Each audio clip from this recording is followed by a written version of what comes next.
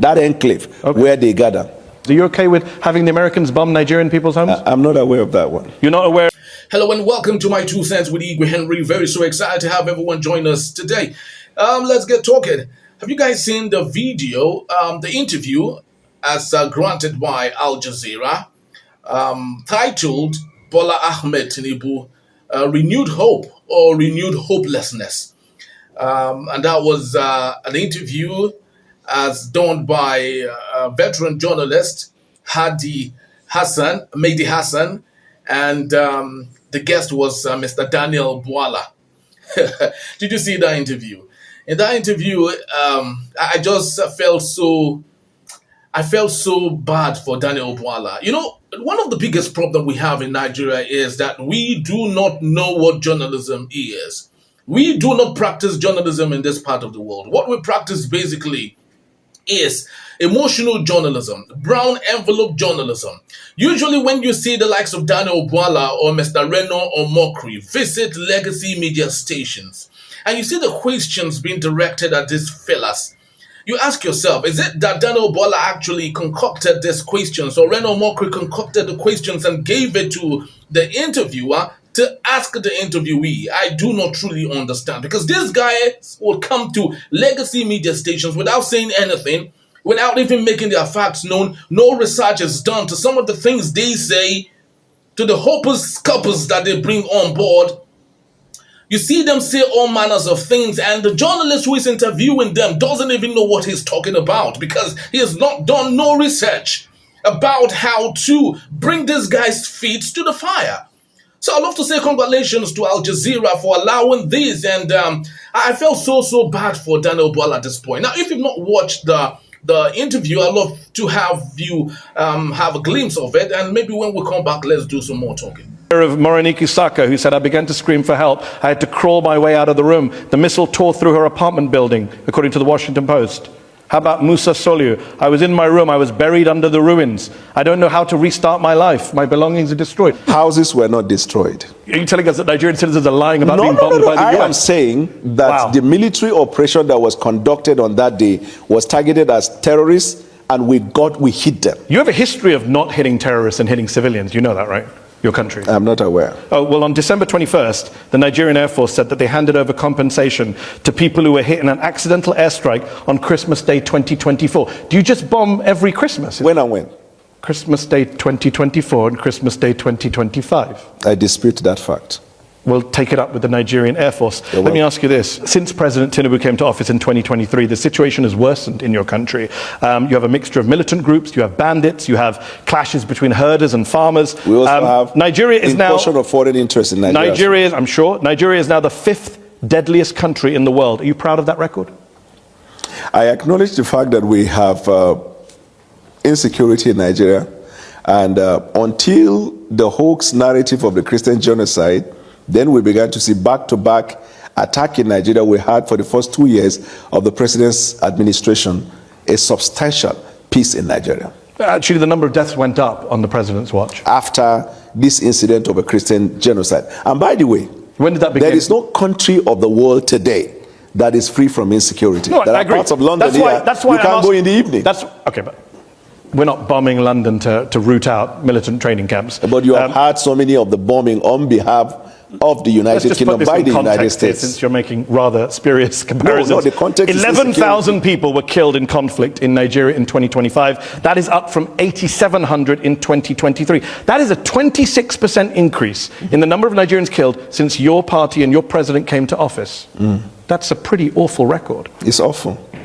And we're fighting hard day and night. That's one of the reasons why the president traveled to Turkey, where we had bilateral agreement to deal with insecurity. That's why we're cooperating with the United States of America. That's why we're cooperating with any country of the world. The reason is because since 9/11, terrorism is a global phenomenon. Agreed. And so every country is involved in it. But it's getting worse in Nigeria, that's the problem. I can't say it is getting worse. You just agreed with me when I gave you the numbers. No, I 8,700 killed in 2023, right. 11,000 killed in 2025. That's getting worse. How many people were killed in the United States last year. In conflict-related violence, probably. So this is not a conflict. This is an act of terrorism. Okay. So how many people were killed in the United States in terrorism? Excuse me, sir. It wasn't 11,000. This is part of what Donald Trump many years ago in his first time classified the Western media as what? Fake news. The reason is because context matter. This is not Western media. You right? are well aware. This is not Western media. Yes, I understand. But this is the Armed Conflict Location and Event Data, ACLED, the most respected group that counts conflict-related violence around the world. Let me ask you, where there is a terrorist I could also give you another source. Conflict? I mean, National Human Rights Commission. This is a Nigerian group. 2,266 people were killed by bandits or insurgents in the first half of 2025. That's more than were killed in all of 2024. You are failing. Amnesty International says you are failing at security. The numbers don't lie.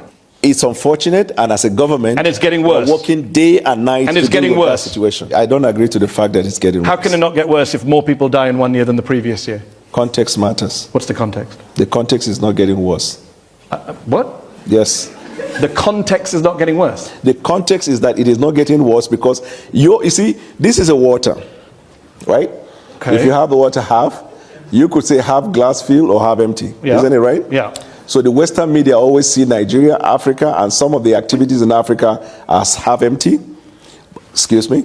But we see it as half full because when we look at it, and when I say context matter, before the president took the oath of office, we knew the situation in Nigeria. And you made it worse. When he made the decision to take bold step to put Nigeria in better trajectory, we were well aware. So right there, ladies and gentlemen, was the interview. And, there's something about integrity. Integrity is like losing your virginity. When you lose your virginity, it's actually quite difficult to regain that feeling back. You've lost it. And that is the same with Daniel Bwala. I remember Daniel Bwala was the one who said prior to the 2020 general elections that even if you give Bola Tinubu 30 years, he would not do anything with it. Now, that was the Daniel Bwala that was still a virgin. Now, Daniel Bwala has disvirgined himself. So it's difficult for him to regain that feeling of virginity. It's very difficult.